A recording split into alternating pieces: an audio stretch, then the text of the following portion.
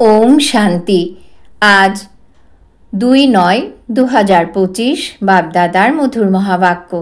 বাবা বলেছেন, মিষ্টি বাচ্চারা, তোমরা হলে সমগ্র বিশ্বে শান্তি স্থাপনের জন্য নিমিত্ত, তাই তোমাদের কখনো অশান্ত হওয়া উচিত নয়। আজকের মুরলির প্রশ্ন, বাবা কোন বাচ্চাদেরকে আজ্ঞাকারী সন্তান বলেন? উত্তর, বাবার মুখ্য ফরমান হলো, বাচ্চারা অমৃতবেলায় উঠে বাবাকে স্মরণ করো। যারা এই মুখ্য ফরমান পালন করে ভোর ভোর স্নান করে ফ্রেশ হয়ে ওই শ্রেষ্ঠ সময়ে বাবাকে স্মরণ করে, তাদেরকেই বাবা সুপুত্র অথবা আজ্ঞাকারী সন্তান বলেন। তারাই ওখানে গিয়ে রাজা হবে, কুপুত্ররা তো ঝাড়ু দেবে। ওম শান্তি। এই কথাটির অর্থ তো বাচ্চাদেরকে বুঝিয়েছি। ওম মানে আমি আত্মা। সকলেই বলে যে জীব আত্মা তো অবশ্যই আছে। সকল আত্মার পিতা তো একজনই। শারীরিক পিতা প্রত্যেকের আলাদা আলাদা হয়। এটাও বাচ্চাদের বুদ্ধিতে আছে যে লৌকিক পিতার কাছ থেকে সীমিত জাগতিক উত্তরাধিকার পাওয়া যায়, আর অসীম জগতের পিতার কাছ থেকে সীমাহীন উত্তরাধিকার পাওয়া যায়। আজকাল মানুষ চায় যে বিশ্বে শান্তি আসুক। ছবি দেখিয়ে বোঝাতে হলে শান্তি স্থাপনের জন্য কলিযুগের অন্তিম এবং সত্যযুগের আদিকালের মধ্যবর্তী সঙ্গম যুগে নিয়ে যেতে হবে। এটা হলো সত্যযুগের নতুন দুনিয়া। ওখানে একটাই ধর্ম থাকে, তাই পবিত্রতা, সুখ, শান্তি বজায় থাকে। ওই দুনিয়াকে হ্যাভেন বলা হয়। এই কথাগুলো সকলেই মানবে। নতুন দুনিয়ায় কেবলই সুখ থাকে, কোনো দুঃখ থাকে না। এগুলো কাউকে খুব সহজেই বোঝানো যায়। এই জগতের শান্তি কিংবা অশান্তির বিষয় রয়েছে, ওটা তো নির্বাণ ধাম। ওখানে শান্তি কিংবা অশান্তির কোনো প্রশ্নই আসে না। বাচ্চারা, তোমরা যখন বক্তৃতা দাও তখন প্রথমেই বিশ্ব শান্তির প্রসঙ্গ তুলতে হবে। মানুষ শান্তি স্থাপনের জন্য অনেক চেষ্টা করে এবং তাদেরকে পুরস্কারও দেওয়া হয়, কিন্তু বাস্তবে এর জন্য এত জায়গায় দৌড়ানোর প্রয়োজন নেই। বাবা বলছেন, কেবল নিজের স্বধর্ম বজায় রাখলেই শান্তি স্থাপন হয়ে যাবে। তোমরা হলে বাবার বাচ্চা, যিনি সদা শান্ত, তার কাছ থেকেই শান্তির উত্তরাধিকার পাওয়া যায়। কিন্তু এটাকে কখনোই মোক্ষ বলা যাবে না। স্বয়ং ভগবানও মোক্ষ প্রাপ্ত করতে পারেন না, তাকেও অবশ্যই তার পার্ট প্লে করতে হয়। তিনি বলছেন, আমি প্রত্যেক কল্পে সঙ্গম যুগে আসি। সুতরাং স্বয়ং ভগবানের ক্ষেত্রেও যেখানে মোক্ষ হয় না, সেখানে বাচ্চারা কিভাবে মোক্ষ লাভ করবে? সারাদিন ধরে এই কথাগুলো নিয়েই বিচার সাগর মন্থন করতে হবে। তোমাদের মতো বাচ্চাদেরকে বাবা বোঝাচ্ছেন, তোমাদেরও অনেককে বোঝানোর অভ্যাস আছে। শিব বাবা যখন বোঝান তখন তোমরা ব্রাহ্মণরাই বোঝো। তোমাদেরকেই এই বিষয়গুলো নিয়ে বিচার সাগর মন্থন করতে হবে। সেবাস্থানে তো তোমরা বাচ্চারাই রয়েছ, তোমাদেরকে তো অনেকজনকে বোঝাতে হবে। রাত দিন সেবা করতে হবে। মিউজিয়ামে সারাদিন মানুষ আসতেই থাকে। রাত্রি 10টা-11টা পর্যন্ত মানুষ আসে। কোথাও কোথাও ভোর 4টে থেকে সেবা শুরু করে দেয়। এখানে তো ঘরেই আছো, যখন খুশি স্মরণের জন্য বসতে পারো। কিন্তু সেন্টারে বাইরে থেকে এবং অনেক দূর থেকে মানুষ আসে, তাই তাদের জন্য বিশেষ টাইম রাখতে হয়। এখানে তো বাচ্চারা যে কোনো সময় উঠতে পারে, কিন্তু তাই বলে এমন কোনো সময় রাখা উচিত নয় যে বাচ্চারা ওঠার পরেও ঢুলতে থাকে। তাই ভোরবেলার সময়টা নির্ধারণ করা হয়েছে, যাতে স্নান সেরে ফ্রেশ হয়ে আসতে পারে। কিন্তু এরপরেও যদি সঠিক সময়ে না আসে, তাহলে তাকে আজ্ঞাকারী বলা যাবে না। লৌকিক বাবারও সুপুত্র এবং কুপুত্র থাকে। অসীম জগতের পিতারও এইরকম সন্তান রয়েছে। সুপুত্ররা ওখানে গিয়ে রাজা হবে, আর কুপুত্ররা গিয়ে ঝাড়ু দেবে। এখানেই সব বুঝতে পারা যায়। কৃষ্ণ জন্মাষ্টমী নিয়েও বোঝানো হয়েছে। কৃষ্ণের জন্মের সময়ে তো এই দুনিয়ায় স্বর্গ থাকে, একটাই রাজত্ব থাকে, বিশ্বে শান্তি থাকে, স্বর্গে খুব কম মানুষ থাকবে, ওটা হলো নতুন দুনিয়া। ওখানে কোনো অশান্তি হওয়া সম্ভব নয়। যখন এক ধর্ম থাকে তখনই শান্তি বজায় থাকে। বাবা এসেই এই ধর্ম স্থাপন করেন। পরে যখন অন্যান্য ধর্ম স্থাপন হয় তখন অশান্তি আরম্ভ হয়। ওখানে সবাই 16 কলা সম্পূর্ণ, তাই শান্তি বজায় থাকে। চাঁদ যখন সম্পূর্ণ অবস্থায় থাকে তখন কত সুন্দর লাগে। তখন পূর্ণিমা বা ফুলমুন বলা হয়। ত্রেতা যুগে 4 ভাগের 3 অংশ হয়ে যায়, অর্থাৎ আংশিক হয়ে যায়, 2 কলা কমে যায়। সম্পূর্ণ শান্তি তো সত্য যুগেই থাকে। দুনিয়া 25% পুরাতন হয়ে গেলে কিছু না কিছু ঝামেলা তো অবশ্যই হবে। 2 কলা কমে গেলে সৌন্দর্যও কমে যায়। স্বর্গে সম্পূর্ণ শান্তি থাকে আর নরকে সম্পূর্ণ অশান্তি হয়ে যায়। এখন মানুষ চাইছে সমগ্র বিশ্বে শান্তি আসুক। আগে কিন্তু এরকম কথা শোনা যেত না যে বিশ্বে শান্তি আসুক। এখন এরকম কথা শোনা যায়, কারণ এখন সত্যি সত্যিই বিশ্বে শান্তি স্থাপন হচ্ছে। আত্মা চায় যে বিশ্বে শান্তি আসুক, কিন্তু দেহের অভিমান থাকার জন্যে মানুষ কেবল মুখেই বলে যে বিশ্বে শান্তি আসুক। এখন 84 জন্ম সম্পূর্ণ হয়েছে। বাবা এসে এইসব বোঝাচ্ছেন। বাবাকেই সবাই স্মরণ করে, তার নাম হ্যাভেনলি গডফাদার। কিন্তু তিনি কখন কোন রূপে এসে স্বর্গ স্থাপন করবেন সেটা কেউ জানে না। কেউ জানে যে তিনি কিভাবে স্বর্গ স্থাপন করেন। শ্রীকৃষ্ণের পক্ষে তো রচনা করা সম্ভব নয়, তাকে দেবতা বলা হয়। মানুষ দেবতাদেরকে প্রণাম করে, তাদের মধ্যে দিব্য গুণ থাকার জন্যে তাদেরকে দেবতা বলা হয়। যেমন খুব গুণী কোনো মানুষকে দেবতুল্য বলা হয়। যারা সর্বক্ষণ ঝগড়াঝাটি করে তাদেরকে অসুর বলা হয়। বাচ্চারা জানে যে আমরা অসীম জগতের পিতার সামনে বসে আছি, তাই বাচ্চাদের আচরণ খুব সুন্দর হতে হবে। জ্ঞান পাওয়ার আগেও বাবা দেখেছেন যে 6-7টা পরিবার একসঙ্গে ক্ষীরের মতো মিলেমিশে থাকে। কোথাও আবার ঘরে কেবল 2 জন থাকলেও লড়াই ঝগড়া করতে থাকে। তোমরা হলে ঈশ্বরের সন্তান, তাই আরও কত মিলেমিশে ক্ষীরের মতো থাকা উচিত।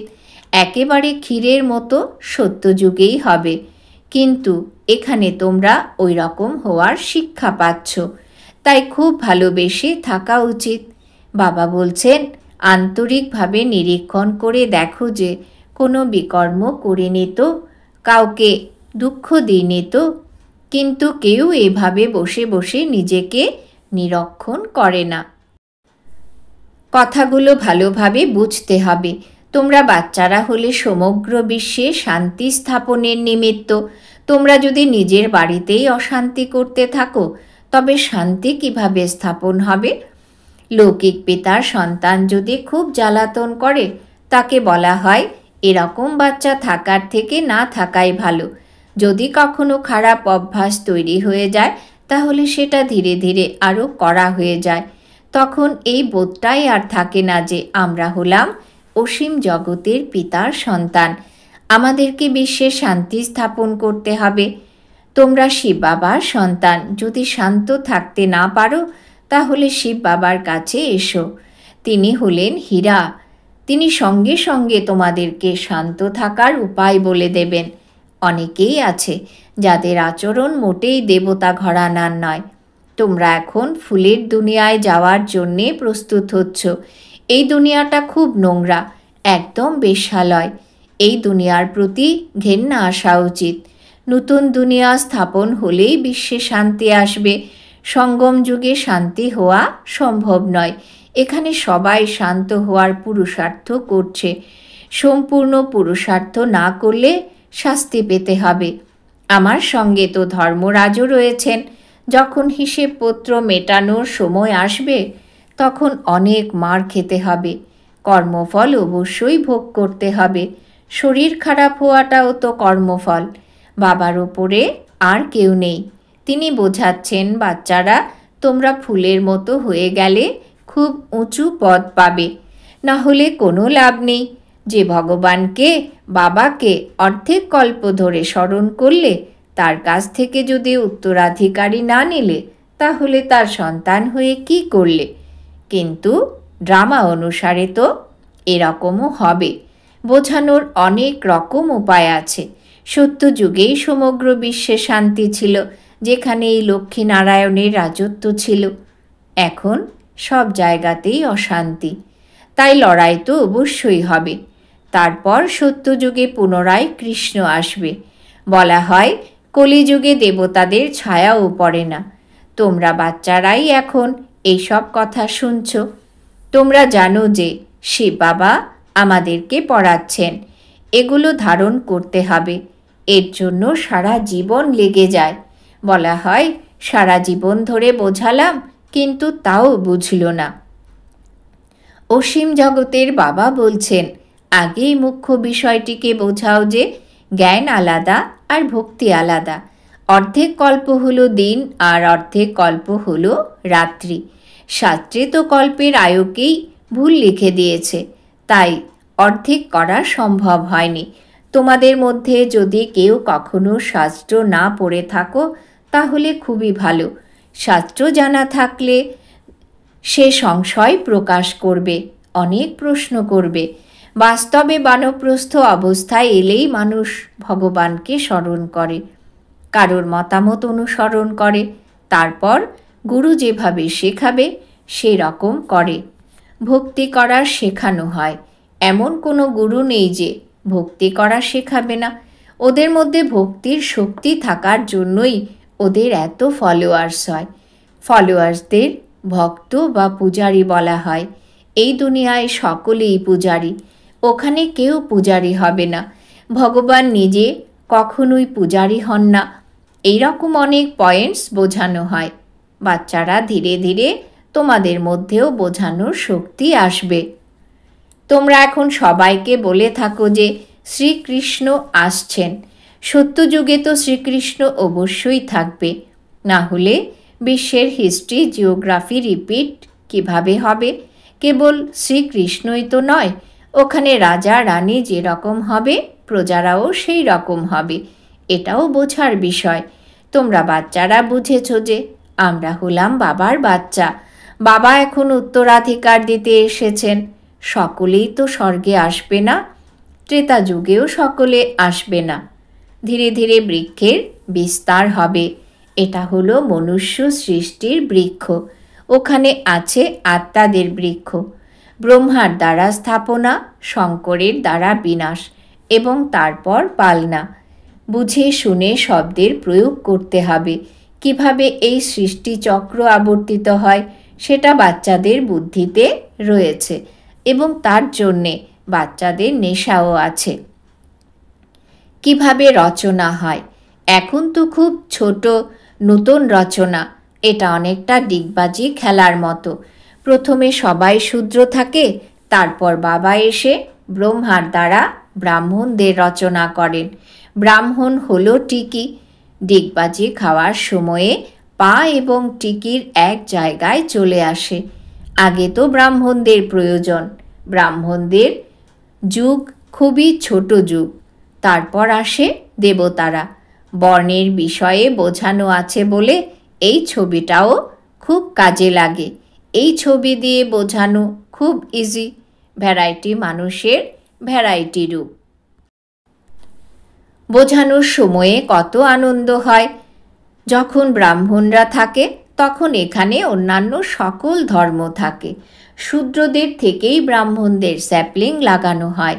মানুষ তো গাছের চারা লাগায়, বাবা স্যাপলিং লাগান যাতে বিশ্বে শান্তি হয়। আচ্ছা, মিষ্টি মিষ্টি হারানিধি বাচ্চাদের প্রতি মাতা পিতা বাপদাদার স্মরণের স্নেহ সুমন আর সুপ্রভাত। আত্মাদের পিতা তার আত্মারূপী বাচ্চাদেরকে জানাচ্ছেন নমস্কার। আমরা আত্মারূপী বাচ্চারা আমাদের মাতা পিতা বাপদাদাকে জানাই অনেক অনেক স্মরণের স্নেহ সুমন সুপ্রভাত, নমস্কার। ধন্যবাদ বাবা, ধন্যবাদ। ধারণার জন্যে মুখ্য সার। 1. সর্বদা মনে রাখতে হবে যে আমরা হলাম ঈশ্বরীয় সন্তান। আমাদেরকে ক্ষীরের মতো মিলেমিশে থাকতে হবে, কাউকে দুঃখ দেওয়া যাবে না। 2.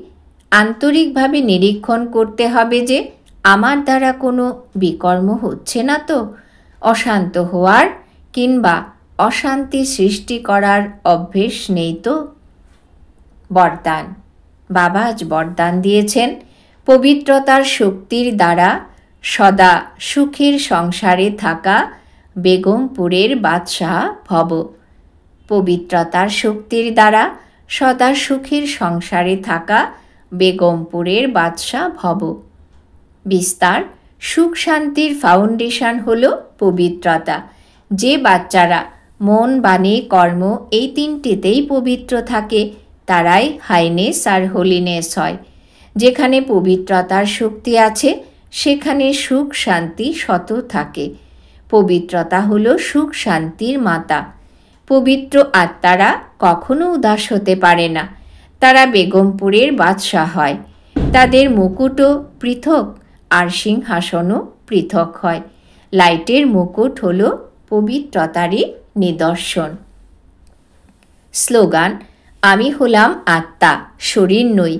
এই চিন্তন করাই হল সচিন্তন। আমি হলাম আত্মা, শরীর নই। এই চিন্তন করাই হল সচিন্তন। আজকে সমান আমি আত্মা, বেগমপুরের বাদশাহ। আজকের জন্য অব্যক্ত ইশারা। এখন লগনের অগ্নিকে প্রজ্বলিত করে যোগকে জ্বালারূপ বানাও। পাওয়ারফুল যোগ অর্থাৎ লগনের অগ্নি। জ্বালারূপের স্মরণই ভ্রষ্টাচার, অত্যাচারের অগ্নিকে সমাপ্ত করবে আর সকল আত্মাদেরকে সহযোগ দেবে। এর দ্বারাই অসীমের বৈরাগ্য বৃত্তি প্রজ্বলিত হবে। স্মরণের অগ্নি একদিকে সেই অগ্নিকে সমাপ্ত করবে, অন্যদিকে আত্মাদেরকে পরমাত্ম সন্দেশের শীতল স্বরূপের অনুভূতি করাবে। এর দ্বারাই আত্মারা পাপের আগুন থেকে মুক্ত হতে পারবে। ওম শান্তি।